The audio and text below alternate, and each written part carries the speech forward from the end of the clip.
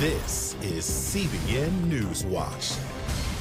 Thanks for joining us for CBN NewsWatch. I'm Mark Martin.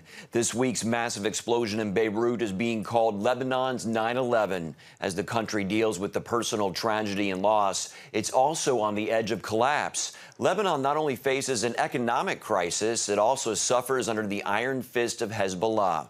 CBN Middle East Bureau Chief Chris Mitchell shows us why the terrorist group is a major factor behind Lebanon's potential collapse. Once known as the Switzerland of the East, Lebanon is experiencing its worst economic and societal crisis in modern history. Hezbollah is using civilian neighborhood to store their weapons. And as a matter of fact, they are firing from civilian neighborhoods. They use the civilian neighborhood as a shield. That's been documented numerous times, which leads to suspicion after the massive explosion that rocked Beirut. If this is a Hezbollah warehouse, which I cannot prove now, this will be a very serious allegation against Hezbollah and maybe more political pressure that Hezbollah will end its role as a military power in Lebanon. The Hezbollah problem is not just limited to the fact that you've got a terrorist organization funded by Iran with a massive arsenal of rockets and precision-guided munitions that face Israel. The problem of Hezbollah is also a financial one. Jonathan Schanzer of the Foundation for the Defense of Democracy says Hezbollah's infiltration has cratered the Lebanese economy. This includes money laundering, terror finance, and corruption. And basically, Hezbollah has corrupted and corroded what was once a vibrant banking center. It has now eaten it alive. And there is indications that the banking sector is on the verge of collapse. Religious loyalties and corruption also play a part. You can't blame it entirely on Hezbollah. Again, some of this is good old-fashioned greed. And even before COVID-19, Lebanese protesters filled the streets, railing against their leadership and the failing economy. Now, more protesters are turning on Hezbollah. Our message is heard. The French and the Americans are receptive. They have promised us to work on implementing the UN Security Council Resolution 1559, which calls for the removal of all illegal weapons from Lebanese and non-Lebanese militias, especially Hezbollah, that has hijacked the Lebanese state. Our message is that we respect the Lebanese constitution and its implementation and the implementation of Resolution 1559, and that Iran does not dominate Lebanon. Schanzer says the opportunity for Lebanon's people to drive out Hezbollah will be when the economy collapses. The aftermath of this massive explosion could become the time to act. Chris Mitchell, CBN News, Jerusalem. Rami Shama is Field Operations Director for the Christian humanitarian group World Vision in Lebanon, and he joins us now from Beirut.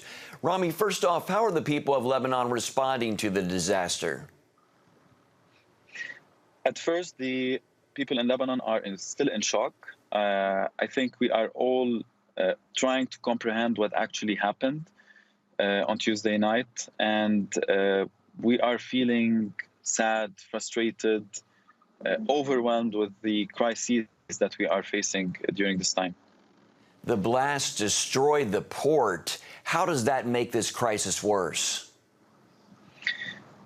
To start with, Lebanon has already 3 crises that are present. We have the Syrian refugee crisis, we have the economic crisis that deteriorated in a very fast pace starting October last year, and we had the COVID-19 pandemic, which started in March but had a very high spike in the last 2 weeks. Considering the explosion and the radius of the explosion and how much it reached, the damage that it made, the infrastructure that it destroyed, the number of thousands of people who have either lost their houses or have their houses damaged, it's tremendous. So the impact of it is not only humanitarian, but also economic, it's also emotional and psychological on all levels. Let's talk a little bit more about the economic impact. This destroyed the port. So what does that do for the country? The port is the main port of Lebanon. So all of the goods that are being brought to Lebanon are imported through this Beirut port.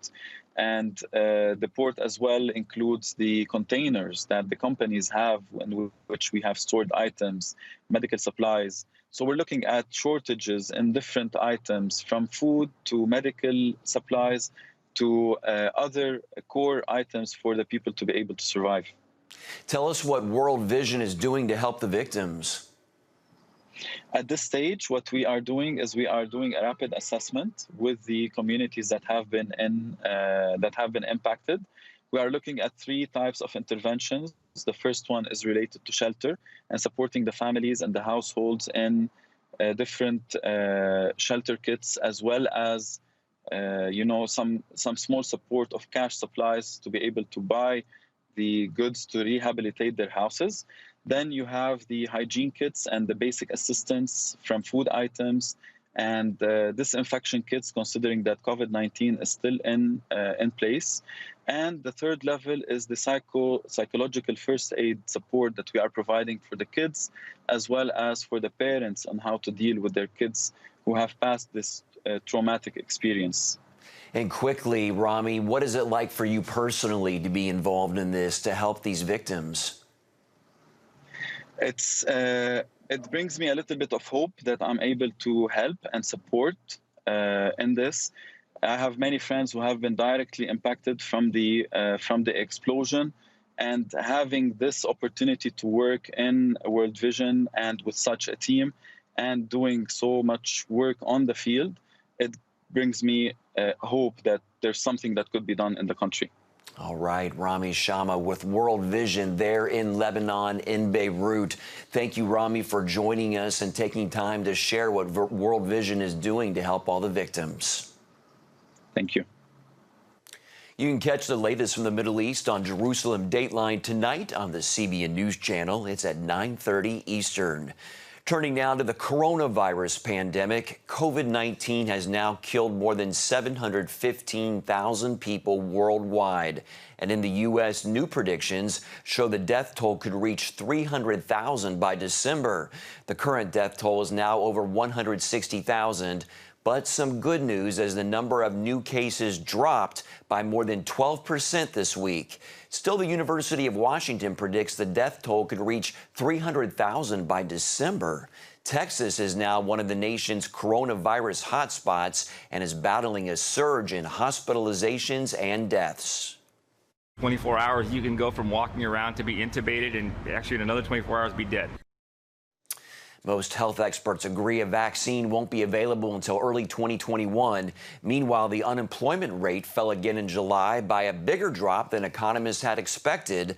The jobless rate down to 10.2% as the economy added nearly 1.8 million jobs. That also beat the forecast by analysts. And be sure to tune into Faith Nation this evening for the latest from our nation's capital on this national crisis. In other news, the Secretary of the Army is promising to investigate the culture on one of the world's largest military installations. This after the murder of Army Specialist Vanessa Guillen at Fort Hood, Texas, allegedly by a fellow soldier. Guillen's family says she was being sexually harassed by an unknown co-worker on the post, but did not report it out of fear of retribution. Secretary of the Army Ryan McCarthy paid a visit to Fort Hood this week, promising to make, quote, enduring changes. The numbers are high here. They are the highest in most cases for sexual assault and harassment and murders for our entire formation, the U.S. Army. We are incredibly disappointed, and that we vow for the rest of our time in service in our life to prevent these types of acts and to find out how we could prevent them in the future. Guillen's sisters and family are demanding a detailed account of what happened, when, and who knew what. They also want federal law change to allow service members to report abuse to a third-party agency. In California, a district attorney has just declared his county a sanctuary county for churches. San Luis Obispo County Attorney Dan Dow told CBN News he will not prosecute churches that violate Governor Newsom's orders limiting praise and worship. I strongly feel that it would be against the interest of justice for us to punish criminally citizens choosing to worship God or their whatever religion they have, at a time when we're going through a pandemic. I mean, if anything, we need people to spend more time in their faith, seeking help from the Almighty to answer this coronavirus and to protect our communities and our nation. Dow made his sanctuary church decision after Governor Newsom issued an order preventing California Christians from singing during worship services. Newsom's decree also bans 10 or more people from gathering in houses, and that means Christians meeting for Bible studies in their homes may be found guilty of committing a misdemeanor. Coming up, how one new ministry is hoping to help college students across the country get plugged in with their Christian communities. But before we go to break, here's a look at what's trending on CBNNews.com.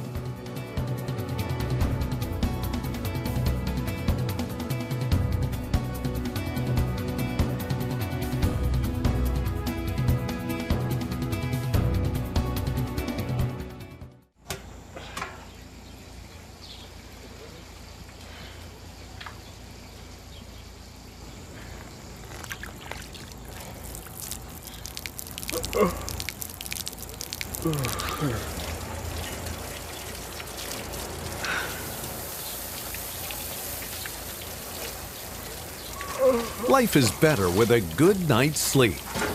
Get your free DVD or booklet of Protect Your Sleep as the world watches from the outside. It's a big diplomatic tug of war here in the Middle East. Go inside the story with Jerusalem Dateline. Israeli archaeologists are talking about a discovery that could change the thinking about the Temple Mount. Join CBN Jerusalem Bureau Chief Chris Mitchell and get the biblical perspective on the events shaping the world. What starts in Israel then ends up going to other places. Watch Jerusalem Dateline Friday night at 9:30 on the CBN News Channel.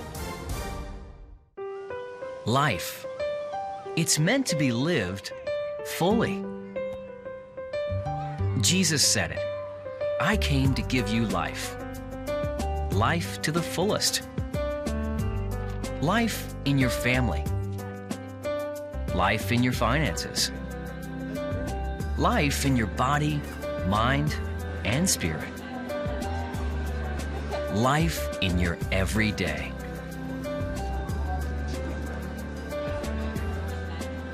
At CBN.com, we're taking what Jesus said seriously. We're here to help you discover life.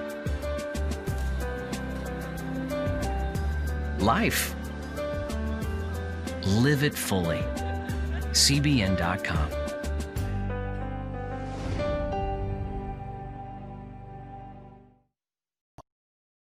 When students go to college for the first time, finding Christian communities can be a challenge. And that's the idea behind a new platform called Every Student Sent, developed by the ministry Campus Renewal. Campus Renewal President Jeremy Story joins us now with more. Jeremy, what does this platform mean for college freshmen this fall? How can they use it? Yeah, it means that they will be able to connect with each other. They'll be able to connect with ministries and churches. And they'll be able to also engage a learning platform where they can learn a variety of different classes and online courses about how to engage culture as they head off to college and how to thrive in their faith in any kind of college environment. How can this platform help students who won't be living on campus, those who have to do remote learning for their first semester on campus? How can they use the platform to find community?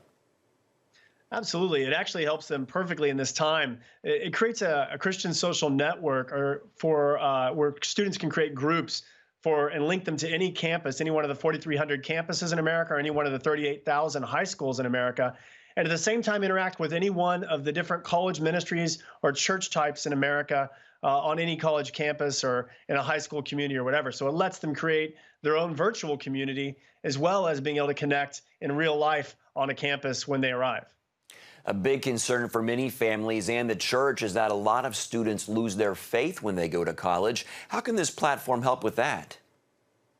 Yeah, that's a big deal. Most surveys show 50 to 70% of students are walking away from their faith, and culture isn't bringing them back. One of the things this platform does is connect them to each other, to other believers who are headed to that college, no matter where they're coming from across the country. The second thing it does is it lets students connect with any church or college ministry where at the college where they are planning to attend or headed to, or who are already attending.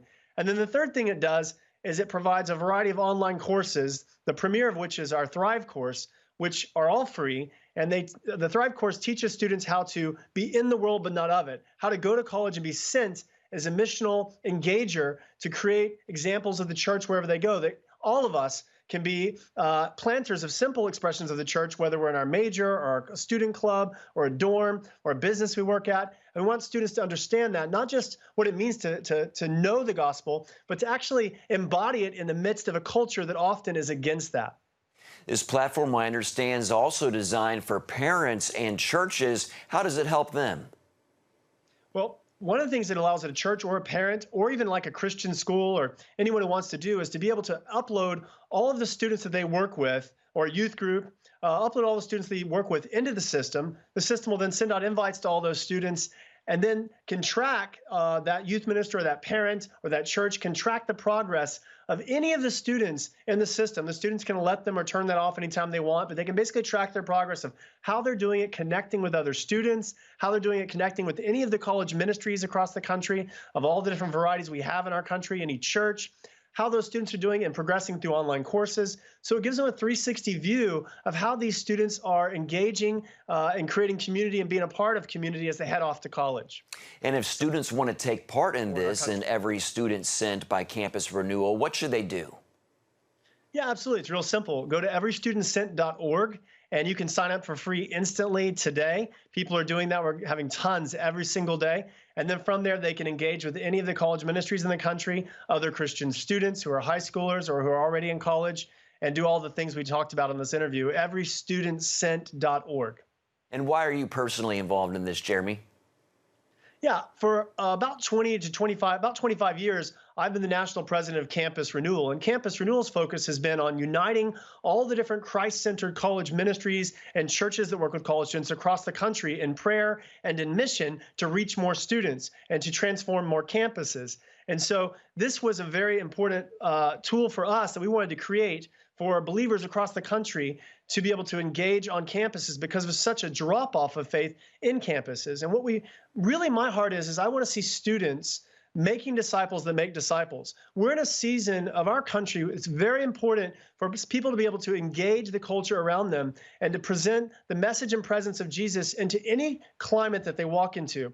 Much of what we used to train missionaries to do, say overseas in closed countries, we must train students to do today. Knowing simple facts is not enough. They have to know how to actually embed themselves successfully and engage the culture successfully with the message and presence of Jesus. They can't just take for granted that they're going to be surrounded by Christians and people that would accept their viewpoints. Very, very true. College campuses are definitely mission fields. All right, Jeremy Story with Campus Renewal. Thanks for your time today, sir. Thank you very much. Blessings. You too.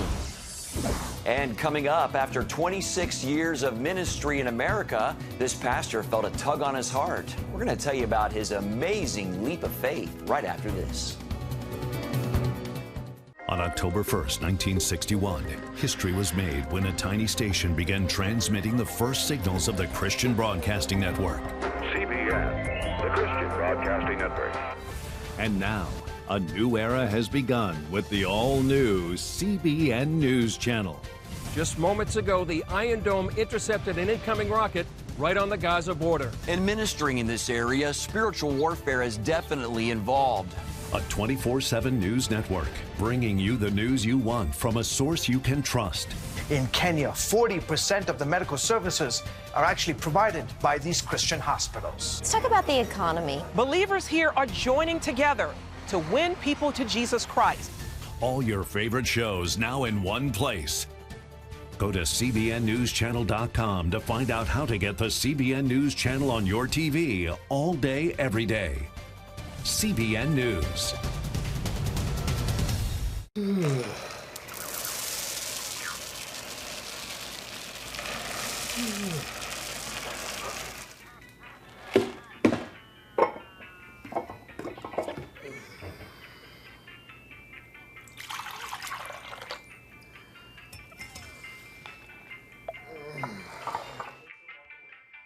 Life is better with a good night's sleep. Get your free DVD or booklet of Protect Your Sleep today. Life. It's meant to be lived fully. Jesus said it. I came to give you life. Life to the fullest. Life in your family. Life in your finances. Life in your body, mind, and spirit. Life in your everyday. At CBN.com, we're taking what Jesus said seriously. We're here to help you discover life. Life. Live it fully. CBN.com. Welcome back to NewsWatch. He was a popular pastor of a thriving church. So why did he give it all up to go to Africa? Wendy Griffith recently sat down with Michael Simone to learn about his leap of faith and why he'd do it all over again. God supplied our need. Michael Simone felt born to preach, and he did just that for 26 years, mostly at Spring Branch Community Church in Virginia Beach, a church he helped grow from a few people meeting in a house to more than 3,000 members. Then one day, he says he felt a tug on his heart, and the Lord whispered, I'm going to take you somewhere else now. There's a new adventure. That new adventure began with a chance meeting in Denmark with Michel, a pastor from the West African nation of Togo. I didn't know what to say, and I thought, what would be a good question to ask this man? An icebreaker. Yeah, I thought, I have it. Really good American question. What is your dream? And the next words that he spoke changed my life, because he said, my dream is to save my village. Will you help me? Michel's dream involved digging water wells, something Michael knew very little about. His problem was people in his village were always sick, children were sick, animals were sick, everybody had intestinal parasites. They didn't have access to clean water, so they couldn't grow their crops. So everything falls apart without the water. A year later, Michael and a few others flew to Africa to dig a well for Pastor Michel's village. But there was a problem. A geological study was saying that there's no way that we could get water at this village, because 40 feet, 50 feet down, you would hit granite rock that was so thick that unless you were going to drill through it, there was no way that you were going to get water. So I said to my team, I'm still going, but you don't have to go if you don't want to. Everybody on the team said, we're going. On Sunday, about 500 villagers showed up for an outdoor church service. I said to them, let me tell you what it says in Nehemiah chapter 2, verse 20. It says, the God of heaven will give us success. He is faithful to us. I was hanging by a thin thread of faith. We must be faithful to him. All week long, they drilled, but no water. We got down to the last day, to the last half hour of the day when we had to leave. In the last few moments, they installed this pump, this special pump, and then they capped it with a pumping device, a handle, and we all sat there and held our breath, and they started pumping. And as they started pumping, all of a sudden water came flying out. It like flew over everybody. The villagers were all excited and clapping and laughing and smiling. It was like somebody just won the Super Bowl. But it wasn't over. A year later, Michael went back to check on the village and visit his friend Michel when his friend said, we need big water. And I said, what is big water? He said, we have to go deep. So what he was saying is you have to drill down through the granite. You have to go down about 100 yards, so 300 feet straight down to hit a major aquifer. If you can hit a major aquifer, you can have water forever. Because that well that you had just done was just for one village. One village, and it was only rainwater because of the rainy season. Big water equals big money, though, big right? Big money. To do that project is a $60,000 project, whereas to drill one well is a $2,000 project. So we raised $60,000. So Michael and his team went back. We drilled through the granite straight down. We hit the big aquifer. It just exploded. Water exploded everywhere. We capped it. We built the tower. We bought the pipes. So all of a sudden, 22 villages had water. Did you think you were done then? I did. I thought, okay, we did big water. But then it turns out now we're doing big water too. Michael now realized this was where God was calling him, and he started the Togo Network. My goal is to build a network, which is why we call it Togo Network, of people and churches and businesses who will wrap their arms around this tiny West African country and say, we're going to bring the water, we're going to bring the medicine, we're going to bring the education, we're going to help take care of the orphans with you. We're here to serve you. Michael says their mission to dig deep wells that can supply hundreds of villages has no end. Although temporarily on hold because of the COVID-19 pandemic, they're already looking toward Big Water 3 and beyond. God said, your last run is this. You're going to get water and health to people in West Africa because that's on my heart. Wendy Griffith, CBN News, Virginia Beach.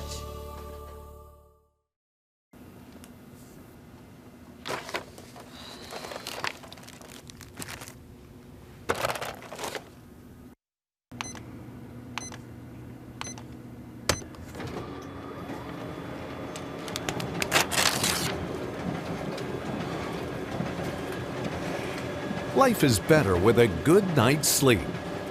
Get your free DVD or booklet of Protect Your Sleep today. I'm Ephraim Graham, and this is Studio 5. Cruise with me as I discover the good things happening in the world of music, sports, television, and movies. The fact that Ryan Coogler was going to be directing the film, I knew that something special was going to happen. We'll chat with artists at the forefront of entertainment and explore the connection between popular culture and faith. I asked my pastor, I said, well, does that mean I'm supposed to be a preacher? He says, well, no, you already have a pulpit. Watch Studio 5, Wednesday night at 9:30. Remember for a moment what it was like to be a child. You believed every story you were told. You saw a world full of endless possibilities. What stories will the world's orphaned and at-risk children believe? We believe the Bible tells the only story truly worth believing.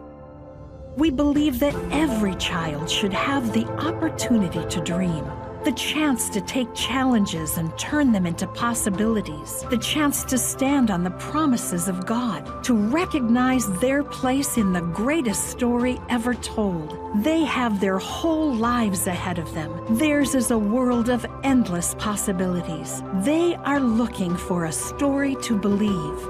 We will tell them that story. Will you join us?